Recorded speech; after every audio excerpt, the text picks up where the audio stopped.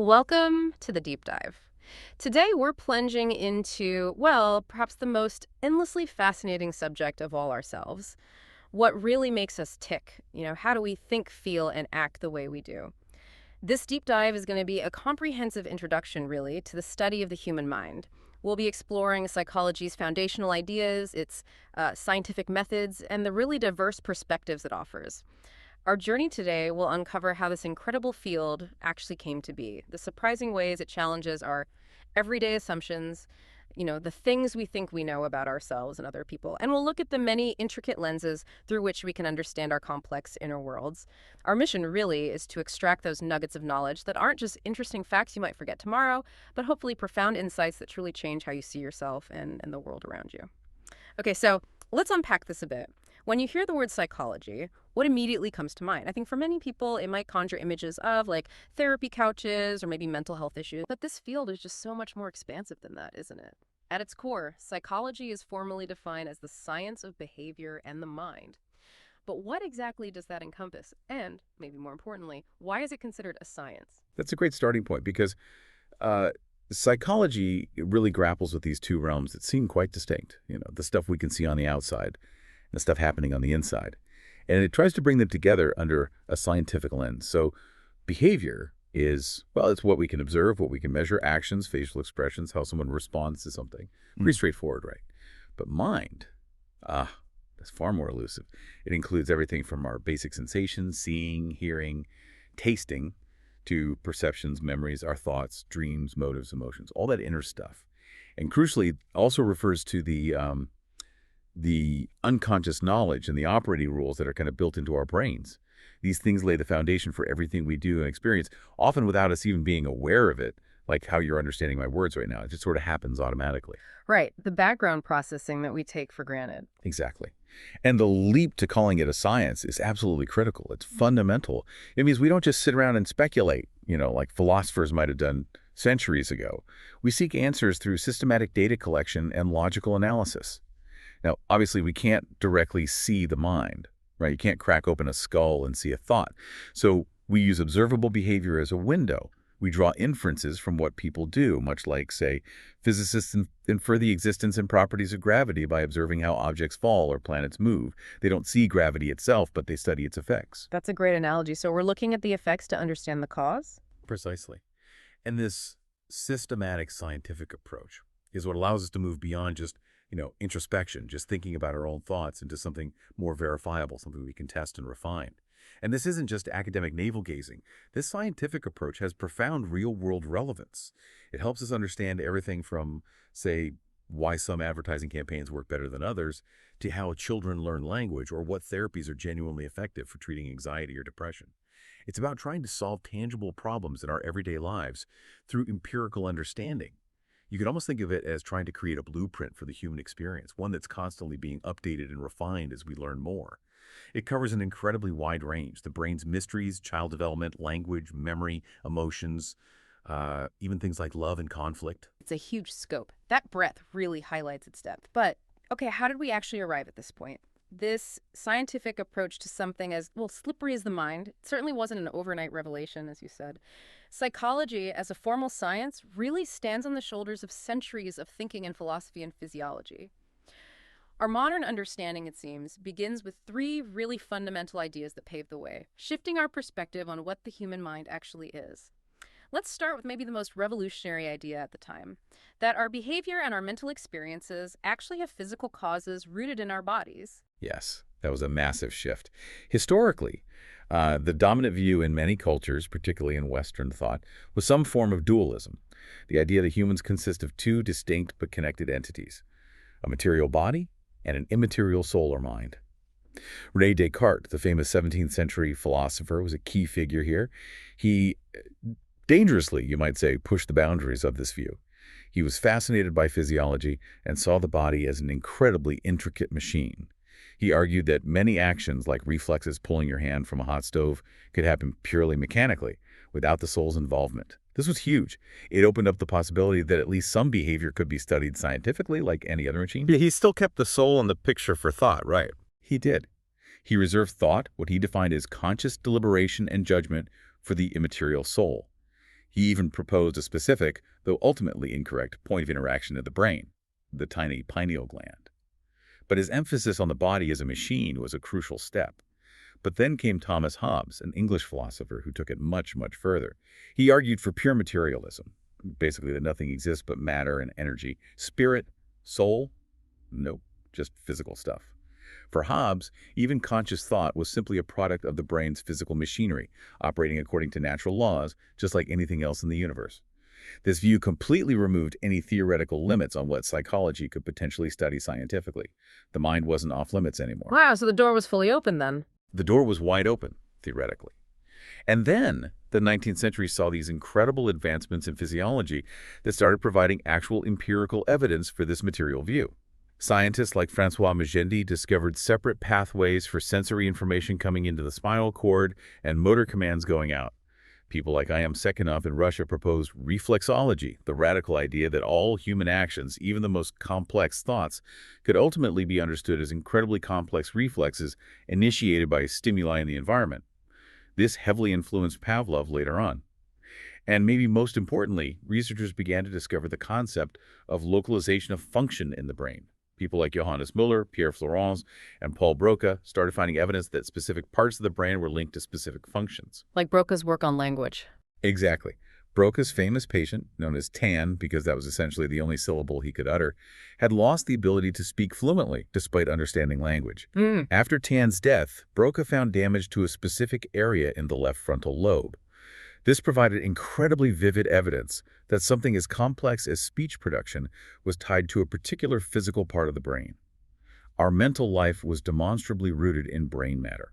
And this brings us to that really stark example you sometimes hear about, the case of Phineas Gage. It seems to illustrate this physical basis so dramatically. Oh, absolutely. The Phineas Gage story is one of the most famous and frankly startling cases in neuroscience and psychology.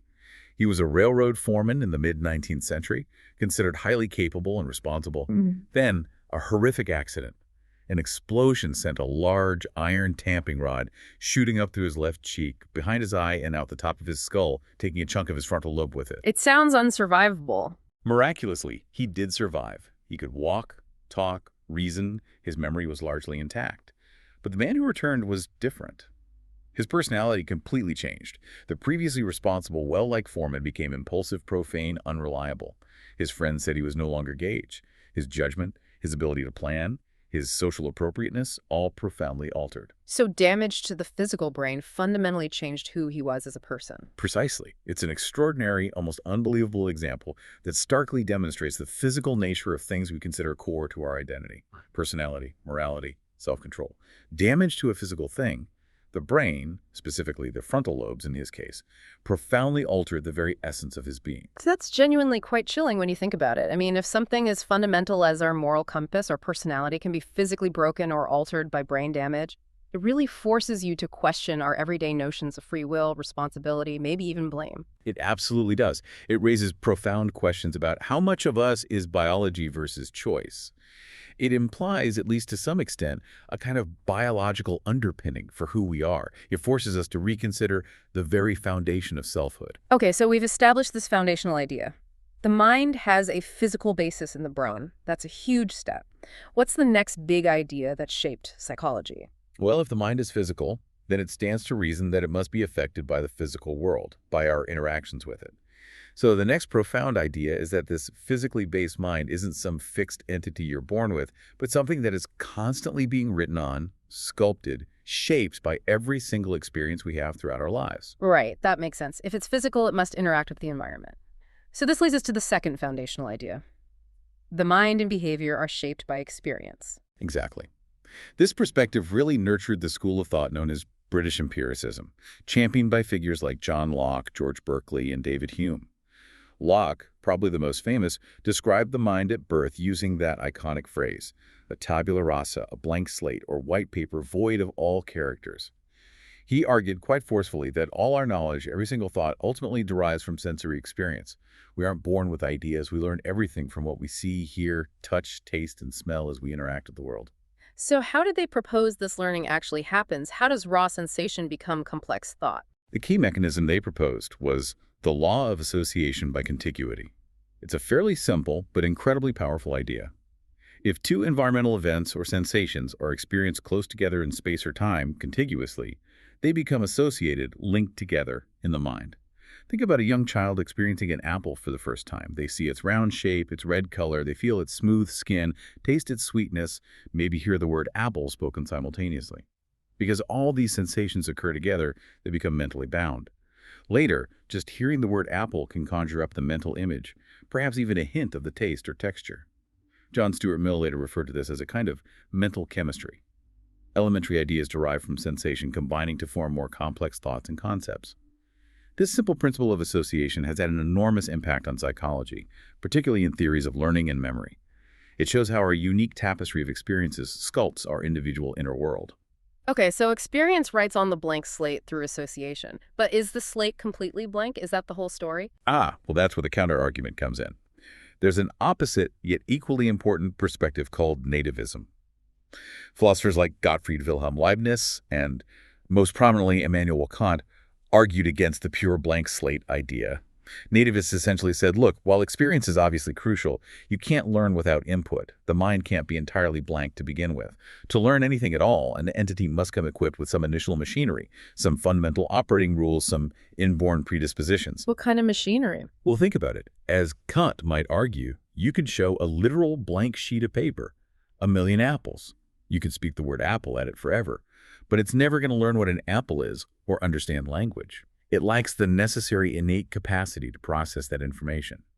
Kant made a crucial distinction between a priori knowledge that is built into the brain that doesn't require experience, and a posteriori knowledge gained from experience. For Kant, things like the fundamental concepts of space and time, or the basic capacity for language acquisition, or rules for ordering cause and effect might be considered a priori. They are the necessary pre-existing software or hardware that allows us to make sense of the a posteriori data coming from our senses. You need the innate ability to learn grammar before experience can teach you the specific rules of English or Japanese. So it's not purely blank, but it's not fully pre-programmed either. It's like we have the basic operating system built in, and experience provides the data and the specific applications. That's a pretty good analogy, yes. It's an ongoing interplay between innate structures and environmental input. So we have this fascinating picture emerging, a physically based mind, profoundly shaped by experience, but also equipped with some essential innate wiring or capabilities. Which leads perfectly into the third foundational idea. There's an innate wiring. Where did it come from? How do we get this built-in machinery? This connects everything to the grand sweep of life itself, providing a powerful scientific explanation, the role of evolution through natural selection. It's exactly. Charles Darwin's theory of natural selection, published in 1859 On the Origin of Species, provided the missing piece, the scientific explanation for how these innate furnishings, as Kant might have called them, or these behavioral tendencies, could have possibly arisen and become part of our nature. It's a remarkably simple, yet profoundly powerful idea. Individuals whose inherited characteristics make them better suited, better adapted to their particular environment, are more likely to survive, thrive, and reproduce. And crucially, they pass those advantageous traits, the ones that help them survive, down to their offspring. Over countless generations, species gradually change, becoming better adapted to their surroundings. And Darwin realized this didn't just apply to physical traits, like the thickness of a bear's fur or the shape of a bird's beak. It also applied to behaviors and mental capacities. So our ways of thinking and feeling could also be shaped by evolution. Absolutely. Darwin introduced a deeply functional way of thinking about behavior. Why do certain species act the way they do? He argued we should ask, what is the function of this behavior? How does it help the individual survive and reproduce in its specific ecological niche? Think about finches on the Galapagos Islands. Why do some have stout, strong beaks and others have slender, pointed ones? Because of the function these different beak shapes serve in cracking different types of seeds or probing for insects available on their particular islands. Similarly, Darwin proposed that basic human emotions, drives, perceptual abilities, even things like the fundamental ways we express emotions, such as laughing or crying, which are quite universal across cultures, are, to some extent, inherited because they served adaptive functions for our ancestors. They promoted survival and reproduction. And this connects back to Kant and nativism. Precisely. If Kant had known about Darwin's work, he would have found a powerful scientific mechanism to explain his a priori knowledge. The innate equipment that allows us to, say, learn language so effortlessly as children, or intuitively grasp basic physics about objects, or experience fundamental emotions like fear or attachment, this wasn't magically bestowed. According to the evolutionary perspective, it was gradually built, sculpted, refined by natural selection over vast spans of evolutionary time, favoring those individuals whose brains possess these cognitive tools that help them navigate the world, cooperate, find mates, and raise offspring successfully. Okay, so these three pillars, physical causation, shaping by experience, and evolutionary adaptation, really provide the bedrock for modern psychology. A physically grounded mind, molded by life, built by evolution. It's a powerful framework. Yeah. But here's the crucial next step. Having this framework is one thing, but how do psychologists actually study these incredibly complex questions in a way that gives us reliable answers? Because, as you hinted earlier, just relying on our everyday common sense or intuition often seems to lead us profoundly astray. Why is that scientific rigor so absolutely crucial here? That is such a critical point. Can we really trust our gut feelings, our intuitions about the world, or even about ourselves and other people? The evidence suggests, often not, or at least not reliably. There's fascinating work by psychologists like Michael McCloskey who explored what he called intuitive physics. He'd pose seemingly simple physics problems to people. For example, imagine whirling a ball on a string above your head and the string suddenly breaks. What path does the ball take? I guess it keeps going in a curve for a bit. That's what most people say. They have this intuitive idea of impetus keeping it curved. But basic physics tells us that as soon as the string breaks, the only force acting horizontally is inertia. So the ball flies off in a straight line, tangent to the circle at the point of release. Or another classic, if you're flying a plane and want to drop a bomb to hit a target directly below, where do you release it? Most people say right when you're over the target. But of course the bomb retains the plane's forward momentum, so you have to release it before the target for it to arc down and hit it. Right, I've seen that in movies, but my first instinct might be wrong. Exactly. And these examples show that even with a lifetime of experiencing objects moving, falling, being thrown, extensive naturalistic observation, our intuitive understanding of the underlying physical principles is often flawed. We develop heuristics, mental shortcuts, that work okay most of the time but aren't actually accurate representations of reality. Okay, so if our intuitions about relatively simple physical events are often wrong, despite constant experience, Then, as the philosopher Paul Churchland powerfully argued, how can we possibly expect our intuitive folk theories about the vastly more complex, subtle, and hidden realm of human behavior, thoughts, and emotions to be accurate? It's a sobering thought. The biologist E.O. Wilson put it memorably. Our brains, he suggested, are assembled not to understand itself, but to survive. They evolved to make quick judgments, spot immediate threats or opportunities, navigate social interactions well enough to get by, not necessarily to achieve deep, objective self-understanding. that quote about knowing more about our cars than our minds comes to mind. Wilson's quip, exactly. People know more about their automobiles than they do about their own minds. Because we can tinker with a car, read the manual, see the parts, the mind is much less transparent. And indeed, a vast body of psychological research consistently debunks widely held common-sense beliefs. You hear things like opposites attract in relationships. Well, research overwhelmingly shows similarity in attitudes, values, even background is a much stronger predictor of attraction and relationship success. Familiarity breeding contempt. Usually the opposite is true. The mere exposure effect shows we tend to like things more the more familiar they become, assuming the initial exposure isn't negative. What about things like a full moon making people act strangely? Or blind people having super sensitive hearing? Both largely myths when subjected to careful scientific scrutiny. Studies find no reliable link between lunar cycles and psychiatric admissions or crime rates. And while blind individuals often become better at paying attention to auditory cues, their actual physiological hearing sensitivity isn't typically enhanced. These are deeply ingrained beliefs, probably reinforced by confirmation bias. We notice the times they seem true and ignore the times they don't. But systematic study shows they don't hold up. It really underscores that personal experience alone, without some kind of control or systematic comparison, can be a really poor guide to understanding how things actually work. Absolutely. Which is why we desperately need these systematic tools. Scientific thinking, at its heart, is fundamentally based on three core ideas: comparison, control, and manipulation. Scientists don't just observe. They deliberately compare data gathered under different conditions, specifically designed to rule out alternative explanations. They try to construct situations, either through controlled experiments or careful observation of naturally varying circumstances, that allow them to eliminate incorrect theories and zero in on the most likely cause. Control seems key here. Can you give an example of why that's so important? Oh, yes. Control is paramount. Let me give you a compelling, if slightly sobering, medical example. The portica valve shunt. This was a surgical procedure used quite widely in the mid-20th century for cirrhosis of the liver. Now, if you looked at early studies published in the 1960s that lacked control groups, basically, doctors just reported how their patients did after the surgery. The results looked fantastic. Something like 97% effectiveness was reported, highly enthusiastic surgeons. Then, people started doing studies that included control groups, patients with cirrhosis who didn't get the surgery, but they weren't always assigned randomly. Maybe sicker patients were less likely to get the surgery. In those studies, the effectiveness dropped, maybe to around 87%. Still looked pretty good, though. But then came the gold standard, studies with randomly assigned control groups. Patients were flipped a coin, essentially, to decide if they got the surgery or standard care.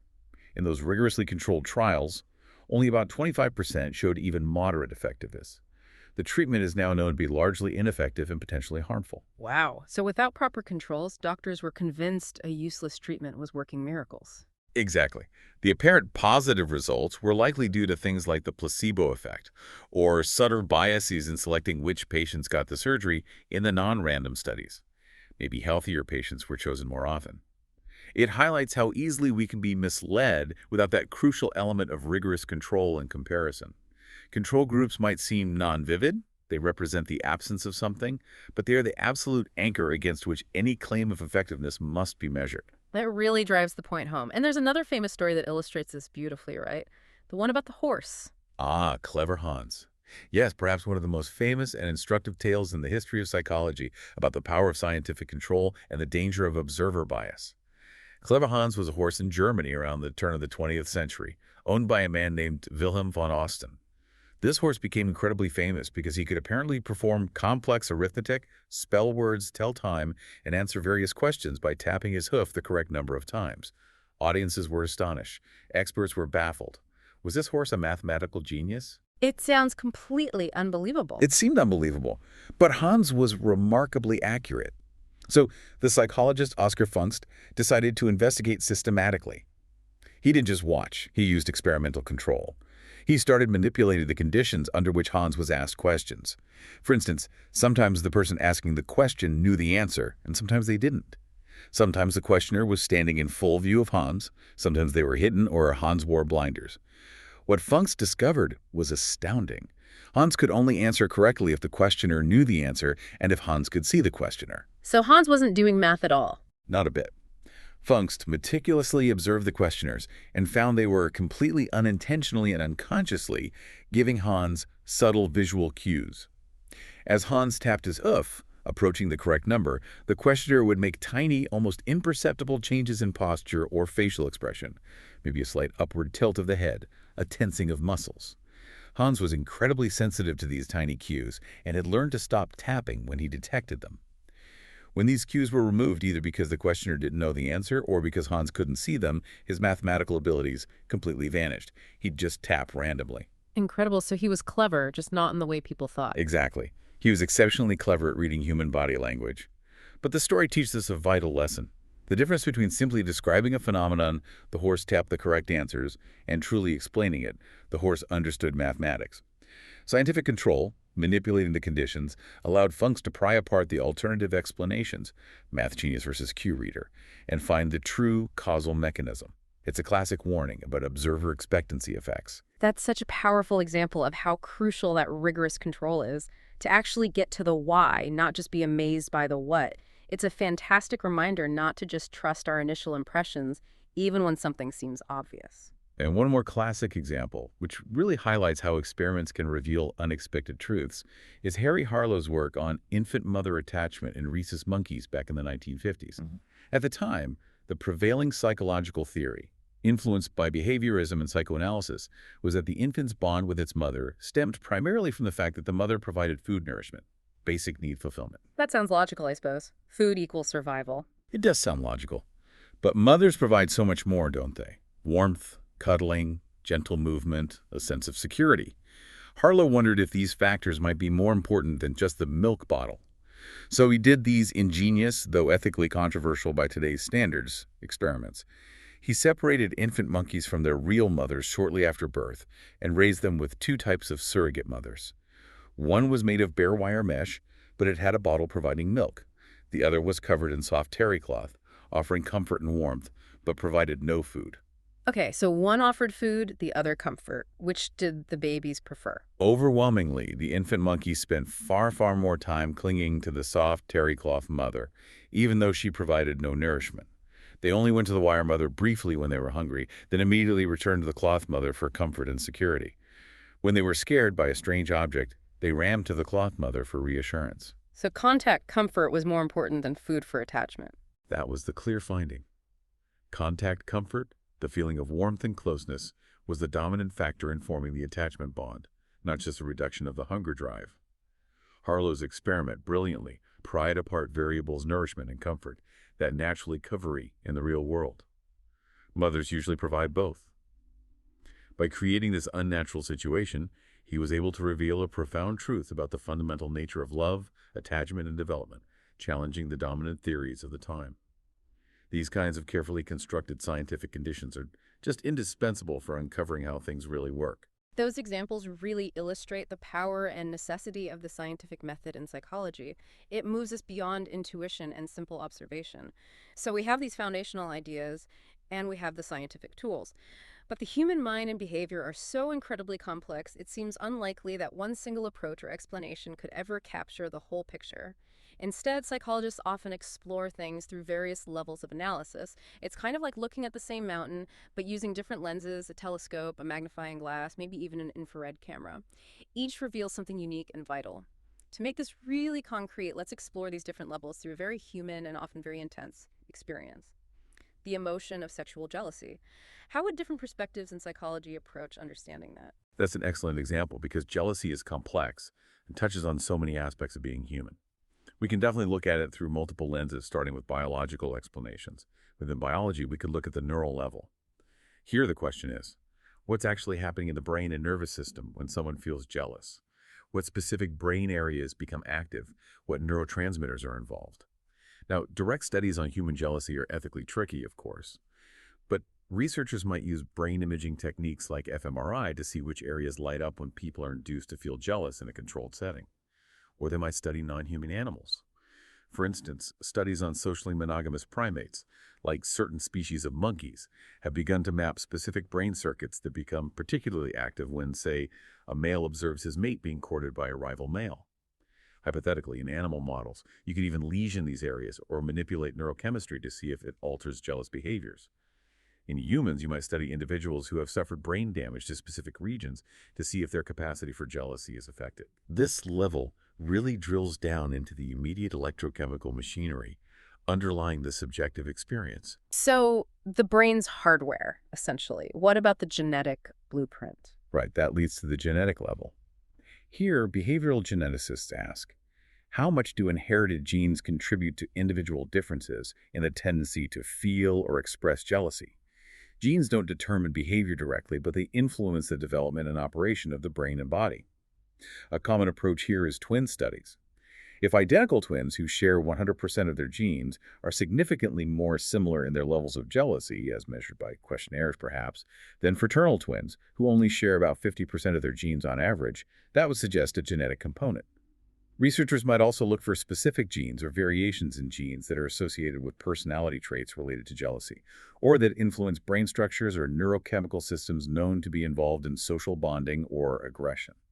It's not about finding a jealousy gene, of course, but understanding how genetic predispositions interact with the environment to shape our tendencies. Okay, brain circuits, genetic predispositions. But why would these systems exist in the first place? That takes us to the evolutionary level. This perspective asks about the ultimate historical function of the trait. Why did the capacity for jealousy evolve in humans and other species at all? What adaptive advantage might it have conferred on our ancestors? From an evolutionary standpoint, jealousy could be seen as a psychological mechanism shaped by natural selection that helped promote the survival and reproduction associated with long-term mating bonds. For males, historically, jealousy might have functioned to guard against cuckoldry raising offspring that weren't genetically theirs, thus ensuring their reproductive effort wasn't wasted. For females, jealousy might have functioned to guard against the potential loss of a partner's resources, commitment, and protection for herself and her offspring. You can see analogous behaviors in other pair bonding species. Think of a male bird aggressively driving away a rival who approaches his mate. That jealous-like behavior helps maintain the pair bond and ensure reproductive success. So the evolutionary level tries to understand the deep ancestral function of this often painful emotion in the long game of species survival and gene propagation. So that covers the biological foundations, brain, genes, evolution. But clearly, our personal lives, what happens to us, must play a huge role too, right? Absolutely. Our biology provides the foundation, but our experiences build upon it. This brings us to the experiential explanations, which focus on how learning, cognition, and social context shape jealousy. First, there's the learning level. This perspective asks how past experiences modify our jealousy responses. It draws heavily on principles of behaviorism. For example, if expressing jealousy maybe through anger or vigilance has successfully repelled a potential rival in the past, or perhaps brought renewed attention and affection from the partner, then that jealous behavior might be reinforced, making it more likely to occur in similar situations in the future. We also learn through experience what specific cues or situations signal a potential threat to the relationship. Maybe a certain kind of glance from our partner towards someone else, or them spending time on activities we associate with infidelity. These learned cues can become powerful triggers for jealous feelings. Our individual jealousy script, how we react, what sets us off, is continuously written and rewritten through countless learning experiences. So our past experiences literally teach us how and when to be jealous. What about our thoughts about the situation? That's the crucial insight at the cognitive level. What's really striking here is how our interpretation, our thoughts and beliefs about a situation, can largely define our emotional response. Cognition refers to mental information processing thoughts, beliefs, expectations, memories. From this perspective, jealousy isn't just a raw, automatic feeling. It's intimately tied to a set of beliefs and appraisals. My partner might be interested in someone else. My relationship is vulnerable. This person poses an unacceptable threat to my bond. I might be abandoned. Cognitive psychologists explore these thought patterns. For instance, therapy for pathological or excessive jealousy often focuses on helping individuals identify and challenge distorted beliefs or catastrophic interpretations of ambiguous social cues. It's about changing the mental software, the way information is processed, to manage the emotional output. And we don't experience these things in a vacuum, right? Other people must influence how we feel and act. Definitely. Humans are fundamentally social creatures. That brings us to the social level of analysis. This perspective looks at how the actual, imagined, or implied presence of other people influences our behavior and mental processes, including jealousy. How do our friends react when we talk about feeling jealous? Do they validate it, dismiss it, encourage a certain response? What are the perceived social norms around infidelity and jealousy within our immediate social circle?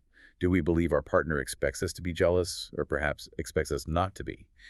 These social pressures and norms, whether we're consciously aware of them or not, profoundly shape how we express jealousy, maybe even how intensely we feel it.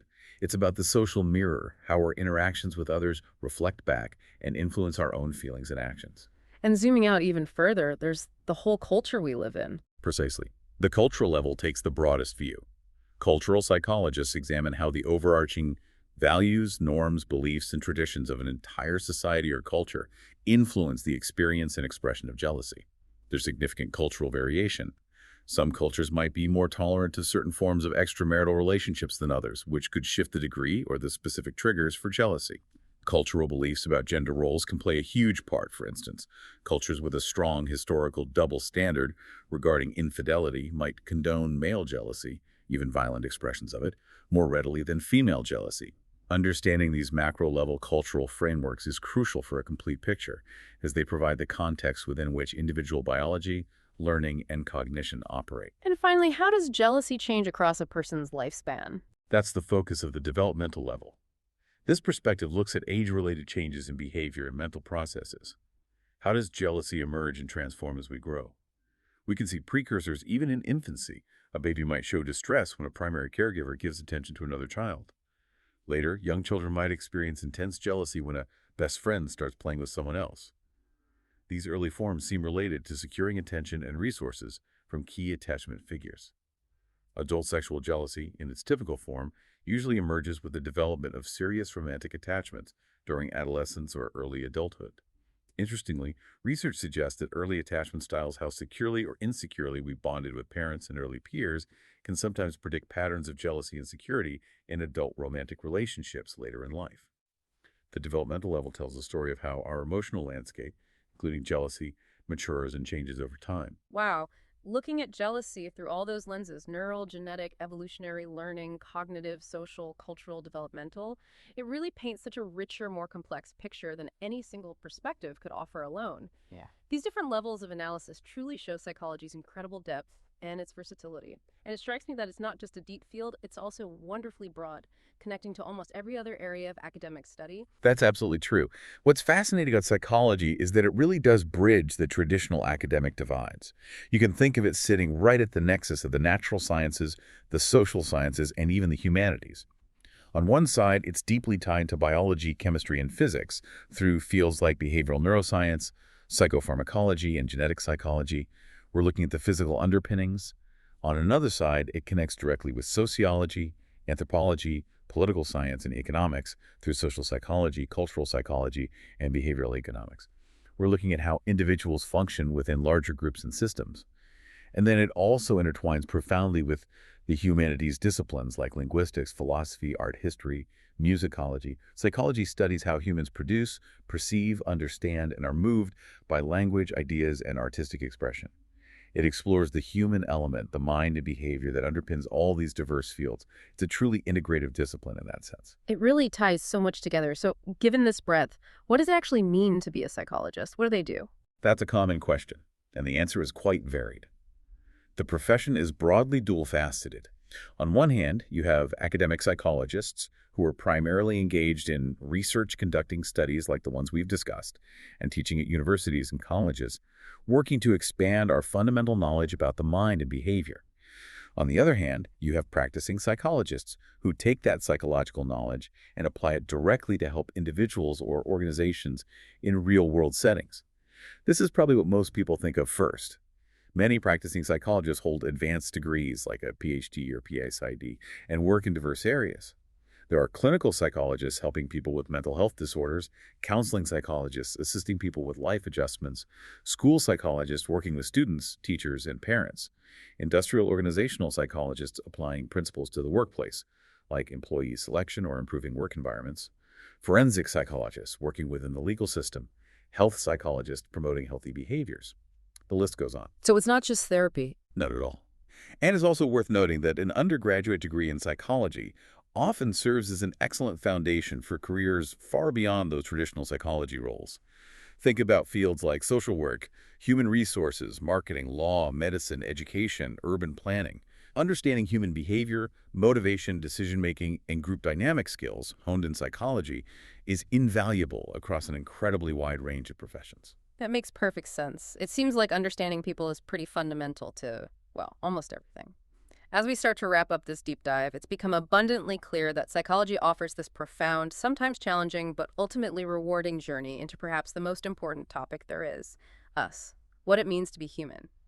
It's a journey, as we've seen, that demands scientific rigor, constantly challenges our comfortable, intuitive assumptions about ourselves and others, and reveals the incredible, often surprising, complexity underlying our thoughts, feelings, and actions. Absolutely. And one thing I hope listeners take away is that psychology, while it certainly studies problems and disorders, places a huge emphasis on understanding normal behavior, the astonishing, intricate mechanisms that allow us to perceive the world, to learn, to remember, to feel empathy, to communicate, to think rationally, most of the time. While we've touched on extreme or unusual cases like Phineas Gage or Clever Hans, they aren't just, weird curiosities. They serve a vital scientific purpose. They throw normal mental life into sharp contrast.